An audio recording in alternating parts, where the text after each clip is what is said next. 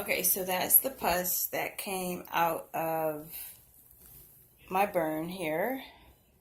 If you didn't see it earlier, that was pretty pussy. I mean, actually, there was bubbles, so they pulled that flat back. The good news is, it's not infected, but I am in a lot of pain. As far as work, the doctor just said that depends on what I can do with my hand, and to request light duty.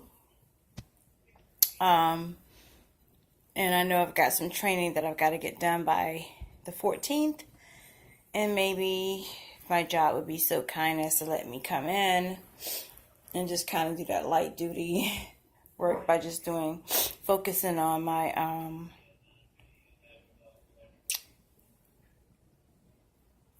online classes for HIPAA and all that other stuff that we have to do. But I don't know what this is going to feel like on Monday. But I do have an appointment to see the burn clinic on Monday. And I'll be in after that. But this is what it's looking like, guys. They didn't get that one. Still a little bit of a bump there.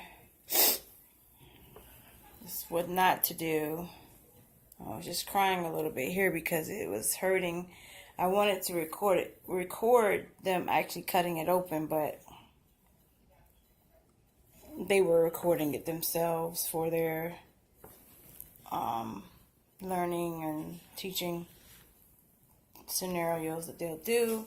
But again, that is the pus that came out.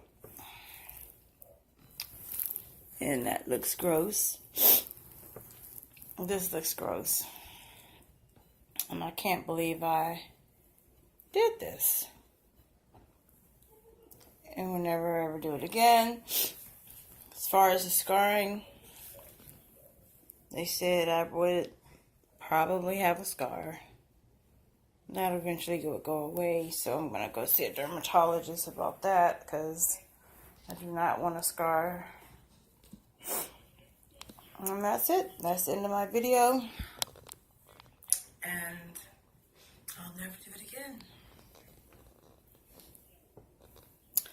Meaning I will never have a firework in my hand, lighting it, and then trying to set it down.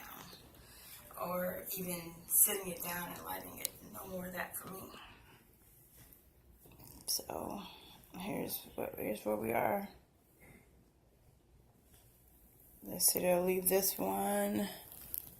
Next to it is a blister there. They said they'll leave that one there. And then there's a small one there on the end.